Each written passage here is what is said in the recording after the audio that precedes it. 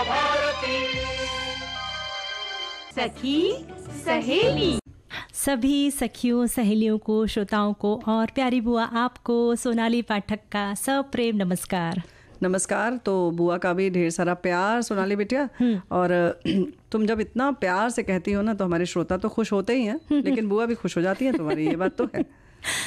प्यार की भाषा से हर कोई खुश हो जाता है ना बुआ जी। तो तुम ये चालाकी में कर रही हो, हमें लग रहा है कुछ ना। नहीं, चालाकी नहीं बुआ जी। हाँ, क्या खाना प्यार है? प्यार जो है प्यार जो ऐसा है ना, एक झूला है ना, हम प्यार बांटेंगे तो प्यार मिलेगा, और मुझे प्यार पाना बहुत अच्छा लगता है। क्या बात है। अगर यही सोच सभी की हो जाए तो अच्छा रहेगा। और कुछ बातें ऐसी ही होती हैं जो कहते हैं ना कि शाश्वत होती हैं, यानी हमेशा ही अच्छी रहती हैं। ऐसा नहीं होता कि देश काल और परिस्थिति के हिसाब से कुछ उसका मायने बदल जाए या उसकी कहते हैं ना कि महत्ता कम हो जाए या ज्यादा हो जाए। तो प्यार ऐसी चीज है कि इसका महत्व हमेशा रहेगा। ऐसे ही हमारा जब कार्यक्रम शुरू होता है तो विषयों को बताना भी हमेशा से महत्वपूर्ण रहा है। तो बता देते हैं विषय। बिल्कुल।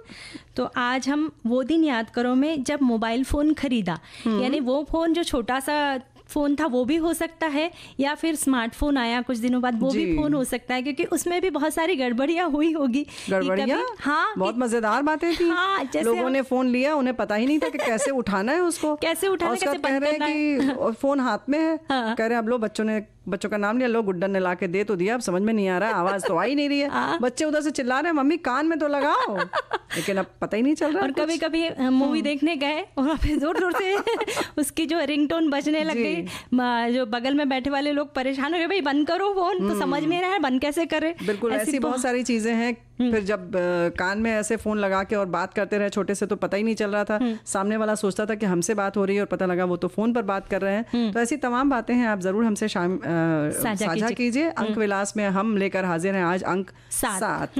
बहुत महत्वपूर्ण है, बड़ा प्यारा सा ये अंक है, इस पर बात करेंगे। साथ ही पर्यटन स्थल में आज हम कान्हा किसली की सैर करवाएंगे। जी हाँ, और हमारी जो बहनें हैं वो अपनी दिनचर्या में किस तरह से योग को शामिल कर सकती हैं। और ये सिर्फ बहनों के लिए नहीं है, बहनों के लिए विशेष तौर से है, लेकिन उससे ज्यादा समय हमारे भाइयों के पास रहती है। तो जब आपके पास समय है तो ये योग जरूर करें। और साथ ही आज एक खास दिन है, आज विश्व शरणार्थी दिवस भी है। तो क्या रखा है अब हमारे कार्यक्रम में, क्या है आगे, ये बताइए आप सोनाली जी। जी, आज है विश्व शरणार्थी दिवस। यानी प्रतिवर्ष 20 जून को विश्व शरणार्थी दिवस मनाया जाता है। जो लोग मजबूर हैं, अपने घर से बाहर हैं, जो लोग किसी आपदा, बाढ़, महामारी या किसी युद्ध के कारण अपनी जगह छोड़कर दूसरी जगह रहने के लिए विवश हो जाते हैं, और इस दिन को उन लोगों को मदद करने के उद्देश्य से इस दिन को मनाया जाता है। जी हाँ, तो शरणार्थी जब कोई भी होता है तो जाहिर है कि कहीं ना कहीं वो किसी परेशानी में है, तब उसे कहीं शरण लेनी पड़ रही है। तो ऐसी स्थिति में उनके प्रति एक समझदारी का भाव कह सकते हैं, या एक सहानुभूति का भाव, तो खैर ऐसी चीज़ है कि जिसमें सभी को बहुत दुख लगता है, परेशानी होती है। लेकिन फिर भी शरणार्थियों की जो दिक्कतें हैं उनको समझना बहुत ज़रूरी है, उनके प्रति संवेदनशील होना बहुत ज़रूरी है, और इस बात को समझना ज़रूरी है कि ये दिवस हम क्यों मना रहे हैं।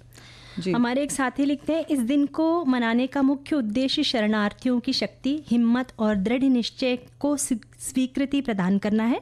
जानकारी के मुताबिक संयुक्त राष्ट्र ने दिसंबर 2000 में 20 जून को विश्व शरणार्थी दिवस यानी वर्ल्ड रिफ्यूजी डे मनाने का फैसला लिया, और इसके बाद से हर साल 20 जून को ये दिन मनाया जाता है।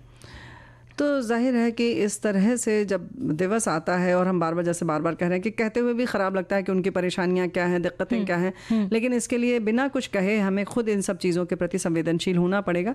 समाज में कोई भी स्थिति हो, कोई भी वर्ग हो, किसी भी तरीके के लोग हों, या शरणार्थियों की बात हो रही है आज, तो जाहिर है कि उसके प्रति हमें एक बात ध्यान में रखनी होगी कि उनकी क्या दिक्कतें हैं या उन्हें किस चीज़ की ज़रूरत है, और वो बिना जताए ये सारी चीज़ें होनी चाहिए। और फिर तभी हम कुछ कर सकते हैं, क्योंकि हमारे साथी लिख रहे हैं कि 1951 शरणार्थी सम्मेलन एक शरणार्थी को एक ऐसे व्यक्ति के रूप में स्वीकार करता है जो अपनी जाति, धर्म, किसी सामाजिक समूह की भागीदारी या विभिन्न राजनीतिक विचारों से प्रभावित होने के स्थापित भय के कारण अपने मूल देश में लौटने में असमर्थ है।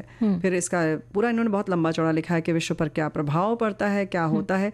तो वही ये लिख रहे हैं कि विभिन्न अंतर सांस्कृतिक आदान प्रदान में मध्यस्थ के रूप में कार्य करके समाज में योगदान करने की क्षमता भी बनाने में सक्षम है। इसका मतलब है कि देश, समुदाय के भीतर अधिक प्रभावी सामाजिक सांस्कृतिक विविधता का अनुभव करने में सक्षम होगा। तो जाहिर है किसी देश में शरणार्थियों के होने से मेजबानों को सरकार द्वारा प्रदान की जाने वाली स्वास्थ्य सेवा या शिक्षा तक पहुंच जैसी सेवाओं की लागत में वृद्धि के लिए भी तैयार रहना पड़ता है ना। तो एक तरीके से जहाँ रह रहे हैं उनके लिए भी एक जिम्मेदारी की बात है। बोझ तो है, कह नहीं सकते उसको, लेकिन क्योंकि एक मानवता की बात है, लेकिन ये सारी चीज़ें जिम्मेदारियों के ऊपर आती हैं और एक मानवता के रूप में आती है। तो जाहिर है कि उन्हें सुरक्षा प्रदान करना ये सब जिम्मेदारी होती है। और ये सोचेंगे हम कि सिर्फ सरकार की जिम्मेदारी है, तो ऐसा नहीं है, हमारी भी कुछ जिम्मेदारी है उनके प्रति, तो उस बात की ओर हमें ध्यान देना होगा। एक साथी ये भी लिखते हैं कि वे एकमात्र वैश्विक कानूनी साधन है जो शरणार्थियों के जीवन के सबसे महत्वपूर्ण तथ्यों के स्पष्ट रूप से कवर करते हैं। उनके लिखित शब्दों के अनुसार किसी दिए गए देश में अन्य विदेशी रिश्तेदारों द्वारा उपचार के समान मानकों को प्राप्त किया जाना चाहिए और कई मामले में रिश्तेदारों के समान व्यवहार का हकदार होना चाहिए।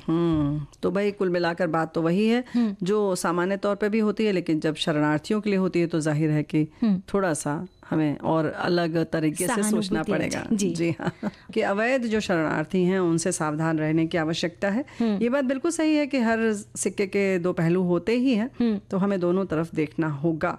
और अब हम लोग चले कहीं घूमने चलो जरा सा। तुमने कहा था कान्हा किसली राष्ट्रीय उद्यान जो है, अच्छा मध्य प्रदेश में जो है वही वाला ना? जी जी जी, वहाँ की सैर करवाते। तो कान्हा किसली राष्ट्रीय उद्यान मध्य प्रदेश में सतपुड़ा की मैकाल पर्वतमाला में बसा है, जो भारत का हृदय स्थान है। तो सतपुड़ा तुमने इसी लिया क्योंकि आज अंक 7 पर हम बात करेंगे। हाँ, इसलिए सतपुड़ा का नाम ले लिया है। सतपुड़ा पहाड़ के बीच में ले चलते हैं और ये उद्यान बाघ अभयारण्य के लिए बहुत ही लोकप्रिय है।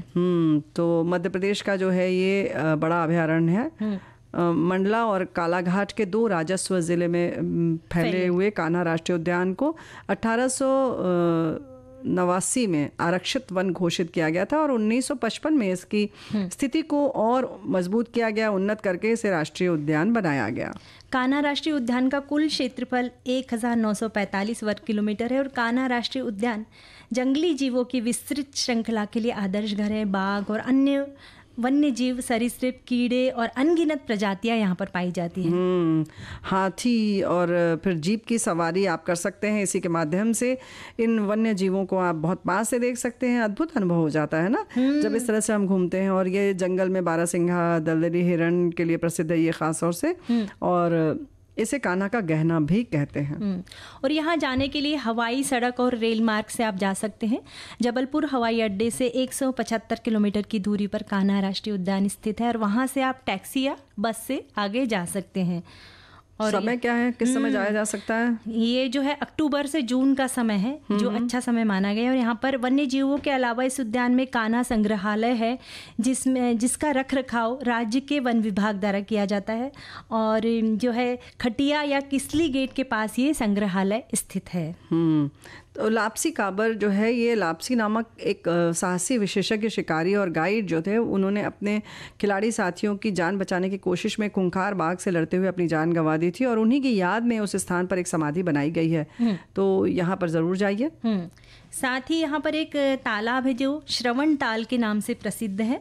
और कान्हा राष्ट्रीय उद्यान में जो छोटा सा तालाब है जिसका नाम श्रवण ताल है, ऐसी मान्यता है कि नेत्रहीन माता पिता को लेकर श्रवण कुमार पानी लाने इसी तालाब में गए थे और राजा दशरथ के तीर के निशाने पर आए थे। वो यही जगह है। और इस उद्यान में हजारों वनस्पतियां, उनमें से एक है सिंदूर के पेड़। हाँ, सिंदूर का पेड़ बड़ा अच्छा लगता है। जी जी। और जो महिलाएं जो मांग में सिंदूर भरती है ना, वही सिंदूर के पेड़ यहाँ पर बहुत ज्यादा मात्रा में दिखाई देते हैं। और इसमें 3 प्रवेश द्वार हैं जिनका नाम खटिया यानी कि किसली, मुक्की और सरही है। दक्षिण क्षेत्र या मुक्की तक नागपुर और रायपुर से आसानी से आप पहुंच सकते हैं। और खटिया और सरही गेट जो है जबलपुर के नज़दीक है। हमारे साथी ने जानकारी दी है कि यही उद्यान के बारे में लिखा है कि यहाँ पर रॉयल बंगाल टाइगर, भारतीय तेंदुआ, सुस्त भालू, बारसिंगा, भारतीय जंगली कुत्ते की महत्वपूर्ण आबादी है। रूडयार्ड किपलिंग के प्रसिद्ध उपन्यास द जंगल बुक में दर्शाया गया जंगल इस रिजर्व सहित जंगलों पर आधारित है। यह आधिकारिक रूप से शुभंकर भूर सिंह द बारसिंगा का परिचय कराने वाला भारत का पहला बाघ अभयारण्य है। और इस अभयारण्य में घास के मैदान, साथ ही बांस की वनस्पतियों के साथ खुले मैदान हैं जो पर्यटकों का मन मोह लेते हैं। और मुक्की जोन में बाघ ज़्यादा पाए जाते हैं। और एक मान्यता है कि इस वन के पास एक गांव में कान्वा नामक सिंह पुरुष रहते थे। सिद्ध पुरुष रहते थे जी। कान्वा नामक सिद्ध पुरुष थे और उन्हीं के नाम पर इसका नाम कान्हा पड़ा है। तो इस उद्यान से ही रुडयार्ड किपलिंग नामक लेखक को जंगल बुक किताब लिखने की प्रेरणा मिली, ये हमारे साथी ने भी बताया है। और यहाँ बाघ, तेंदुआ, चीतल, नील गाय, जंगली सुअर, गौर, जंगली भैंसे, सियार, बारहसिंगा, सांभर और हजारों पशु पक्षी के झुंड दिखाई देते हैं। और जो सबसे बड़ी बात है कि जो कहते हैं ना रेंगने वाले जो जंतु हैं वो, और कीड़े मकोड़े, वो सब बहुत दिखाई देते हैं। ये बड़े महत्वपूर्ण है। और इनकी आवाज़ जो होती है चर्पिंग, वो बहुत अलग तरीके की होती है, एक अलग ही सुकून, एक अलग ही आनंद देती है। कभी कभी डर भी लगता है जब रात में जाओगी, तब पता चलेगा। अभी तो तुम कह लो रात में तो वहाँ पे बिना गाइड के हम जा ही नहीं सकते बुआ जी। और हमें ग्रुप में जाना होता है जी। यानी शाम को ही जा सकते हैं या फिर एकदम जल्दी, एकदम अर्ली मॉर्निंग, सुबह सुबह हम वहाँ जा सकते हैं ना। प्रेमी 2 होते हैं लेकिन अजूबे 7 हैं इस दुनिया में, और इन्होंने लिखा 8वीं अपनी जोड़ी।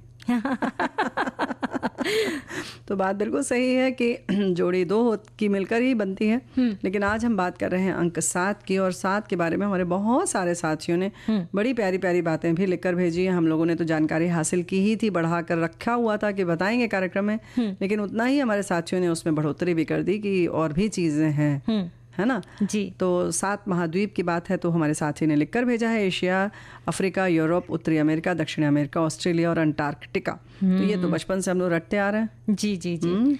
और हमारे एक साथी लिखते हैं अंक विलास, सप्तऋषि, 7 समुद्र, एक गीत, 7 सहेलियाँ खड़ी खड़ी, संगीत के 7 स्वर, सप्ताह के 7 दिन, एक चिड़िया का नाम 7 सिस्टर्स, गुजरात का माने जाने वाला त्यौहार सातम आठम यानी कृष्ण जन्माष्टमी, और प्रमुख नदियाँ गंगा, जमुना, सरस्वती, नर्मदा, कावेरी, कृष्ण, ब्रह्मपुत्र, 7 फेरे के 7 वचन और 7 आश्चर्य। सभी साथी चीजें लिखकर 7 अजूबे तो हमारे बहुत सारे साथियों ने लिखकर भेजी है। सप्तर्षि लिखकर भेजा है, 7 रंग 7 समंदर, सप्तऋषि जो है ये भी इन्होंने लिखकर भेजा है। और लगभग ये सारी बातें हमारे बहुत ढेर सारे साथियों ने लिखकर भेजी है। तो बहुत बहुत धन्यवाद कि आपने सारी चीज़ें लिखी है। इन्होंने सतभुज भी लिखा है, हेप्टागॉन की बात कर रहे हैं। ये एक ज्यामिति आकृति है, जैसे षटकोण होता है, अष्टकोण होता है, अष्टकोण होता है, वैसे सप्तभुज भी होता है। तो ये भी बात बिल्कुल अच्छी बात आपने याद दिलाई। और इंद्रधनुष की तो हम सब जानते ही है, बात करते हैं कि इंद्रधनुष में 7 रंग होते हैं।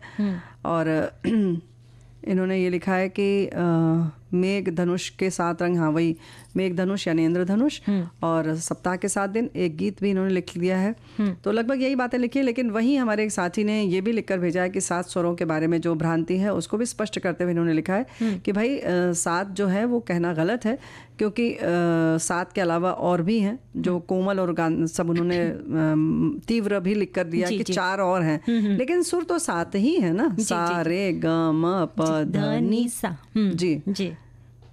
और एक हमारे साथी ये लिखते हैं कि 7 सद्गुण जी, विनम्रता, उदारता, प्रशंसा, क्षमाशीलता, परिश्रम, दयालुता, संयम और पवित्रता। और 7 दुर्गुण भी लिखे हैं। तो बता दो, तुम डर रही हो क्या बताने में?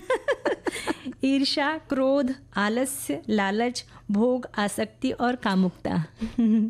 बस हमारी कोशिश होनी चाहिए कि सद्गुणों को अपनाएं और दुर्गुण अपने अंदर ही झांक कर देखें कि मेरे अंदर कौन सा दुर्गुण है, कि अगर मैं ईर्ष्या करने लग गया हूँ तो या लग गई हूँ, क्या वजह है तो उसकी? हाँ, या क्रोध बहुत ज्यादा हो रहा है तो क्या कारण है उसका? क्या कारण है, तो त्यागने की कोशिश हो जाए, है ना। बिल्कुल सही बात है। और 7 अंक हमारी जिंदगी और भारतीय संस्कृति धर्म के अनुसार शुभता दर्शाता है। 7 अंक को अविभाजित माना जाता है, इसलिए विवाह के समय अग्नि के 7 फेरे लिए जाते हैं। सप्तपदी, पत्नी पत्नी का संबंध कभी भी विभाजित नहीं होता है। 7 जन्म का 7 होता है। इंद्रधनुष के 7 रंग, ग्रह सप्तऋषि, सूर्य के 7 घोड़े, 7 दिन। ये हमारे साथी ने लिखकर भेजा है। साथ ही हमारे साथी ये भी लिखते हैं कि इंद्रधनुष के 7 रंग, 7 स्वरों यानी संगीत से कौन परिचित नहीं होगा। और 7 स्वरों में प्रत्येक ध्वनि तथा ब्रह्मांड का संगीत समाया हुआ है। सूर्य के 7 घोड़े, शादी में 7 फेरों का भी बहुत महत्व है, और सप्ताह के 7 दिन। जी हाँ, और हम लोगों ने पहले ही बता दिया कि सप्तपुड़ा पर्वत श्रेणी जो है वो हमने उसके बारे में बता ही दिया। और इसके संग संग 7 धातु होता है, और चक्र भी जो है वो कितने हैं? वो भी 7 चक्र है ना जी। और एक हमारी सखी, हमारे साथी ये भी लिखते हैं कि बिल्ली जब बच्चे को जन्म देती है तो वो अपने बच्चों को 7 घर लांग कर ले जाती है। 7 घर बदलती है, 7 घरों में अलग अलग जाती है ना। ये उनका एक संस्कार है। हाँ, वो एक तरीका है और हम लोग घबराते भी हैं, लेकिन लगता है नहीं अब ये घर बदल लेगी, कल चली जाएगी कहीं और, है ना। तो 7 तीर्थ की भी बात हमारे कुछ साथी बता रहे हैं कि 7 तीर्थों का हिंदुस्तान में बहुत महत्व है और सांस्कृतिक नगर हैं और उन्हें सप्तपुरी की संज्ञा दी गई है। ये 7 पुरियां हैं, मोक्षदायिनी हैं।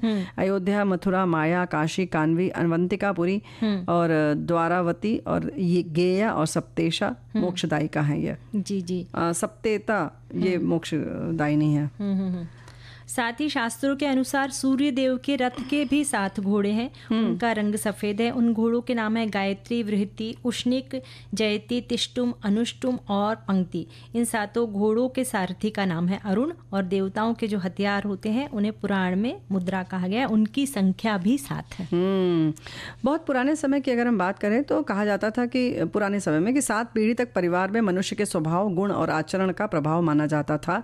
कहा जाता है कि 7वीं पीढ़ी में फिर वही गुण मिलते हैं। शायद इसीलिए जो सौरी सूतक का जो होता है तो कहते हैं कि 7 वंश तक चलता है, 7 पीढ़ी तक उसको माना जाता है। उसके बाद जब पीढ़ी बदल जाती है तो फिर वो जो सूतक और इन सब का जो है वो दोष आदि नहीं लगता है जी। तो ये 7 जो है सुधा साधु सुर तरु सुमन सुफल सुहावनी बात तुलसी सीता पति भगति सगुन सुमंगल 7। दोहावली के दोहे में गोस्वामी तुलसीदास जी ने 7 साधनों को शुभ कारक कहा है और ये 7 साधन इस तरीके से हैं जो अभी हमने बताया। सुधा साधु सुर तरु सुमन सुफल सुहावनी बात, यानी मीठी बात हमें करनी चाहिए। काव्य शास्त्र में 7 छंदों की प्रतिष्ठा के अनुसार उन्हें प्रमुखता दी गई है और छंदों के नाम है गायत्री, त्रिष्टुप, अष्टुप और षडक्ति, अनुष्टुप, बृहति एवं घनाक्षरी। तो ये जो है छंद हैं और इसी तरीके से संगीत की तो हम लोग बात कर ही चुके हैं ना कि किस तरीके से षडज, ऋषभ, गांधार, मध्यम, पंचम, धैवत और निषाद आता है। तो और ऐसे ही अगर हम बात करें तो गोस्वामी तुलसीदास द्वारा रचित जो रामचरितमानस है उसमें 7 कांड हैं। बाल कांड, अयोध्या कांड, अरण्य कांड, किष्किंधा कांड, सुंदर कांड, लंका और तब फिर उत्तर कांड आता है ना। तो बहुत सारी चीज़ें हैं। सप्तवर्ण का भी है। 7 दिन जो हम लोगों ने बात की कि 7 वार होते हैं ना सप्ताह में, जी है ना। सूर्य, चंद्र, मंगल, बुध, गुरु, शुक्र और शनि के नाम पर रखे गए हैं। और बहुत सारे ऐसे भी बातें जैसे 7 समुंदर पार, हमारी जो बोली जाती है ना कि पुरातन काल से 7 समुंदर का उल्लेख व्यापारी मार्गों के लिए किया गया था पुराने जमाने से। जी। फिर आर्कटिक, अटलांटिक, हिंद प्रशांत, भूमध्य सागर, कैरेबियन और मैक्सिको की खाड़ी ये जो आते हैं 7 समुद्र आते हैं। तो ये सारी चीज़ें हैं और हमारे यहाँ भी ऐसे मतलब बहुत सारे लोग जीवन में भी हम 7 की बात करते ही हैं। जैसे विवाह पद्धति की हमने बात की और मित्रता संबंध की जो है शास्त्रोक्त स्थापना के लिए भी अग्नि के सम्मुख दोनों मित्र के साथ 7 कदम चलना होता है, तब जाके वो प्रदक्षिणा पूरी होती है ना। कहते हैं 7 कदम देना चाहिए, सप्तपदी कहते हैं, इसलिए 7 पद चलना, 7 फेरे या फिर और फिर तब 7 वचन भी लिए जाते हैं। 7 पैर ऐसे चला जाता है, पद मतलब चरण, 7 कदम चलना होता है 7 में। जी हाँ। तो बहुत सारी चीज़ें और भी हैं लेकिन फ़िलहाल आज ये 7 अंक हम यहीं पूरा करते हैं। और आप और किस अंक के बारे में क्या जानना चाहते हैं ये हमें बताइएगा ज़रूर।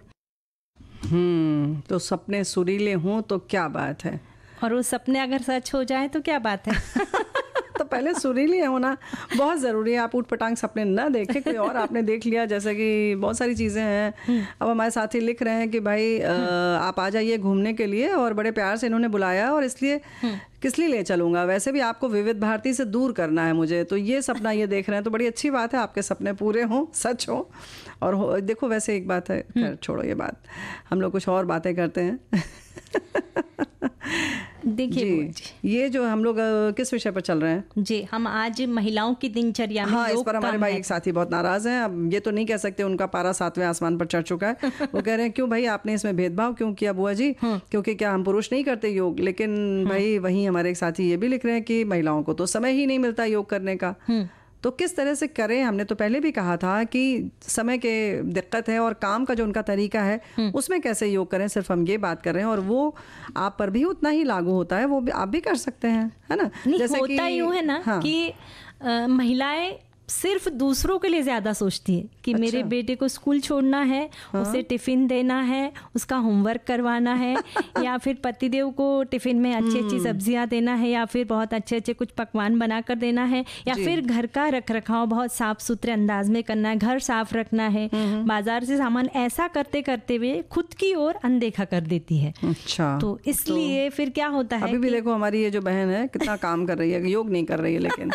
तो हमारे साथ ही याद दिला रहे हैं कि पुराने समय में जब इतनी सुविधाएं नहीं थी जो आजकल है, स्त्री पुरुष दोनों ही बहुत मेहनत करते थे, मीलों पैदल चलते थे। महिलाएं जितने भी काम घर गृहस्थी चलाने के करती थी वो किसी व्यायाम से कम नहीं होते थे। आज योग व्यायाम में चक्की चलाना, धान कूटना, मसाला पीसना, झाड़ू पोछा लगाना, मट्ठा बिलोना, मुगदर चलाना आदि कराए जाते हैं। और जब से ये काम बंद हो गए हैं तभी से महिलाएं पुरुष से शारीरिक समस्याएं बढ़ गई हैं। योग तो एक व्यवस्थित दिनचर्या है। मंदिर जाते समय नंगे पैर जाते थे, जिनका फायदा ये होता था पैर में एक्यूप्रेशर होता था। ताली बजाकर, ढोलक बजाकर गीत भजन गाया करते थे, तो भी योग का होता था पर्याय है। और गाना बजाने से पूरा शरीर झंकृत होता है। क्या बात है। तो यानी कि जो तालियां बजाना है या फिर नंगे पैर चलना है, इसमें भी योग है, ये इन्होंने बताया। बहुत बहुत धन्यवाद। और हमारी एक सखी ये भी लिखती है कि महिलाओं की बढ़ती उम्र के साथ उनके शरीर में कई तरह के बदलाव आते हैं। तो भुजंगासन, धनुरासन, तितली आसन यानी बटरफ्लाई पोज, चक्की चाल आसन, यानी पुराने ज़माने में चक्की चलाते थे, चक्की नहीं तो वो आसन कीजिएगा, बालासन, उत्कट आसन, सेतु बंधासन, ये सब हमें करना चाहिए। अब होता ही है ना कि बुआ जी कि महिलाओं का जवाब होता है भाई समय नहीं मिलता है।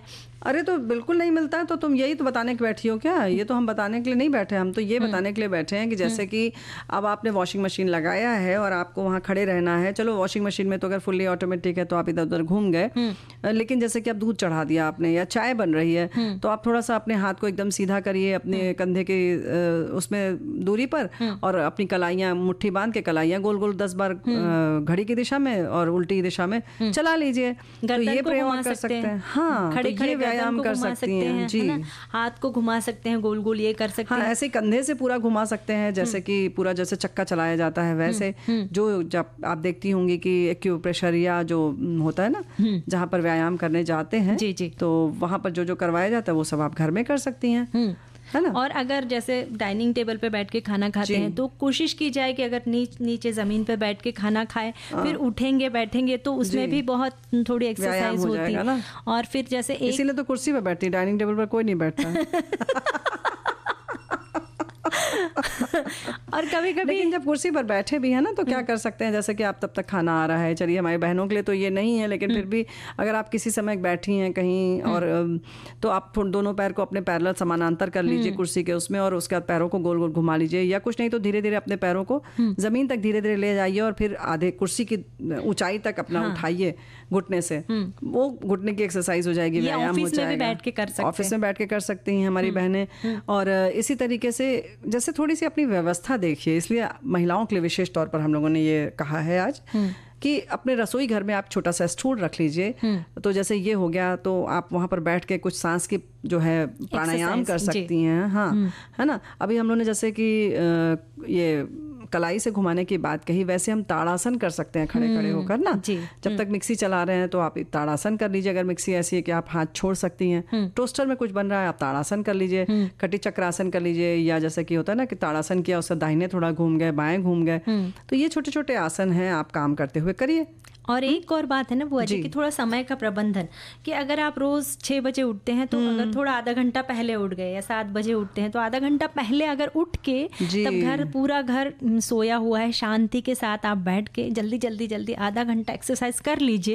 क्योंकि क्या है ना, अगर आप स्वस्थ रहेंगी, घर की महिलाएं स्वस्थ रहेगी तो पूरा घर स्वस्थ रहेगा। ये बात तो है, ये बात बिल्कुल वर्ल्ड फेमस है और इसमें कोई भी कंजूसी नहीं की जा सकती, कोई भी इफ एंड बट नहीं लग सकता, क्योंकि ये सत्य है। और हमारी बहनों का स्वस्थ होना बहुत ज़रूरी है। हमारे बहुत सारे साथी ये भी लिख रहे हैं कि भाई हम तो ज़मीन पर ही बैठकर खाते हैं, अच्छी बात है। और ऐसे ही सो भी सकते हैं आप ज़मीन पर, क्योंकि उसके लिए भी जब आप बार बार उठेंगे लेटेंगे तो बहुत हद तक आपको शरीर जो है वो लचीला बना रहेगा और व्यायाम होता रहेगा।